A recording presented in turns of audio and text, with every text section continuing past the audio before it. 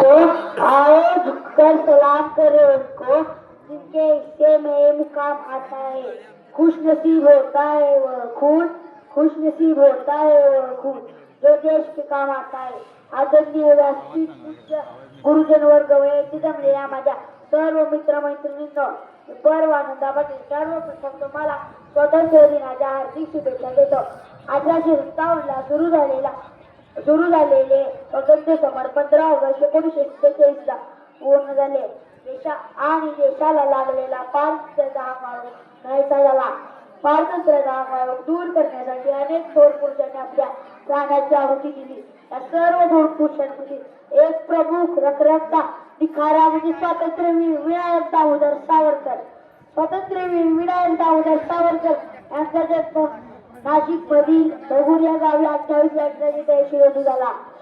वीर सावरकरांच्या मध्ये स्वातंत्र्य म्हणजे केवळ राजकीय गुलामगिरीतून मुक्तता नाही, तर सामाजिक सांस्कृतिक आणि व्यक्तिगत स्तरावरही प्रत्येक भारतीयाला स्वातंत्र्य असते।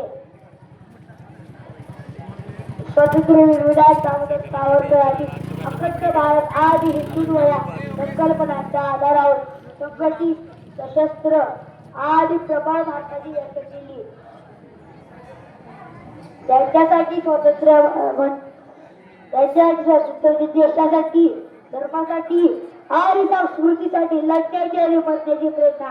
स्वातंत्र्यवीर विनायक दामोदर सावरकर म्हणजे एक थोर स्वातंत्र्य सैनिक, एक थोर राजकारणी, समाज सुधारक, मराठी कवी, मराठी लेखक, हिंदू प्राण्याचे अखंड भारताची संकल्पना देणारे एक समकालीन नेते, 2 जन्मठेपेची काळा पायाची शिक्षा मिळालेले एक क्रांतिकारी।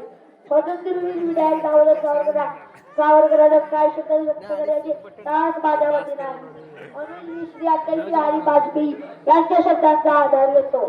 सावरकर माने तेज, सावरकर माने त्याग, सावरकर माने तप्त, सावरकर माने तर्क, सावरकर माने तारुण्य, सावरकर माने तीर, सावरकर माने तलवार, सावरकर माने तिलविलाट। प्रेम जशी परत मातृभूमीला, सागरा प्राण तळवळला, सागरा प्राण तळवळला। एवढे म्हणून तुम्हाला शब्दांना पूर्ण जय हिंद, जय महाराष्ट्र, धन्यवाद।